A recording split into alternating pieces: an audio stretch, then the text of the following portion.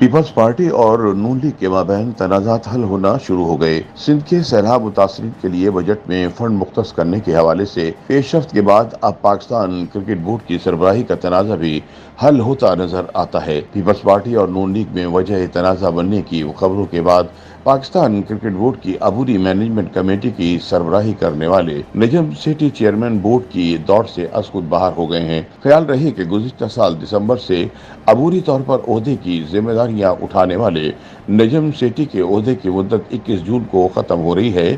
گزشتہ کچھ دنوں کے دوران ہونے والی پیش رفت سے ایسا محسوس ہوتا تھا کہ شاید نجم سیٹھی بھی چیئرمین کے عہدے کے لیے امیدوار ہوں گے اور ذکا اشرف منظر نامے پر واپسی اور بورڈ چیئرمین بننے کی خواہش دیکھتے ہوئے ایسا لگتا تھا کہ بورڈ چیئرمین کے عہدے کی دوڑ میں دونوں کے درمیان ایک مرتبہ پھر تنازع کھڑا ہو جائے گا۔ اس حوالے سے مختلف حلقوں کی جانب سے بیانات بھی داغے جا رہے تھے۔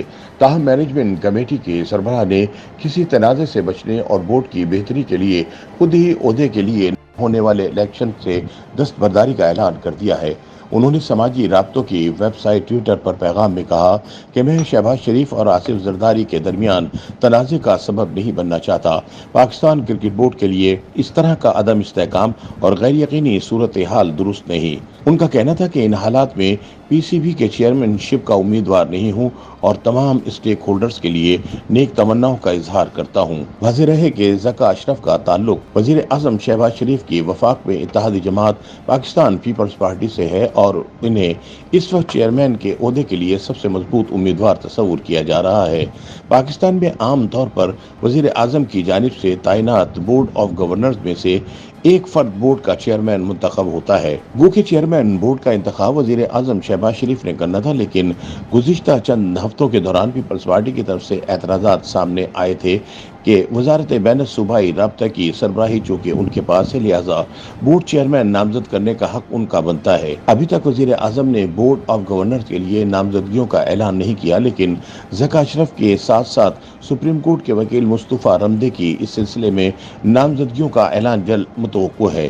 ان دونوں کو 10 رکنی بورڈ آف گورنرز میں شامل کیا جائے گا اور پھر وزیر اعظم کے براہ راست نامزد امیدوار میں سے کسی ایک کو 3 سال کے لیے بورڈ کا چیئرمین منتخب کیا جائے گا۔ واضح رہے کہ ایک روز قبل وفاقی وزیر برائے بین الصوبائی رابطہ احسان الرحمان مزاری نے کہا تھا کہ وزارت بین الصوبائی رابطہ نے ذکا اشرف کو چیئرمین پی سی بی بنانے کے لیے وزیر اعظم کو خط لکھ دیا ہے۔ نجم سیٹھی نہیں، ذکا اشرف ہی چیئرمین پی سی بی ہوں گے۔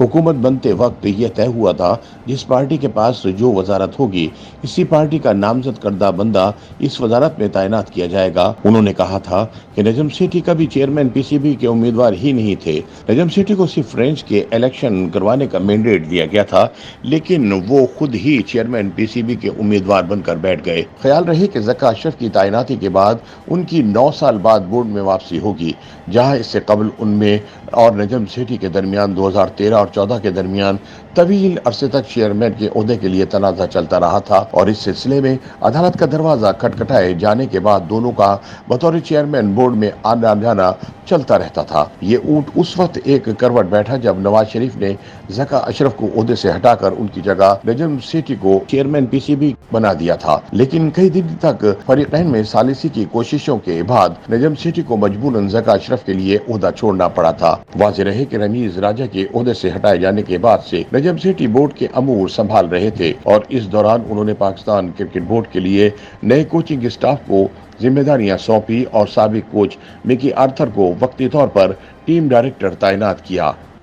YouTube پر گوگلی نیوز دیکھنے کے لیے youtube.com کی سرچ بار میں googly news T V type کریں۔ گوگلی نیوز کے پیج پر سرخ رنگ کے سبسکرپشن والے بٹن پر کلک کرنا نہ بھولیے۔ YouTube پیج پر اپلوڈ ہونے والی ویڈیوز سے باخبر رہنے کے لیے بیل آئیکن پر کلک کیجیے۔ آپ کو ہر نئی ویڈیو کے بارے میں نوٹیفیکیشن موصول ہو جائے گا۔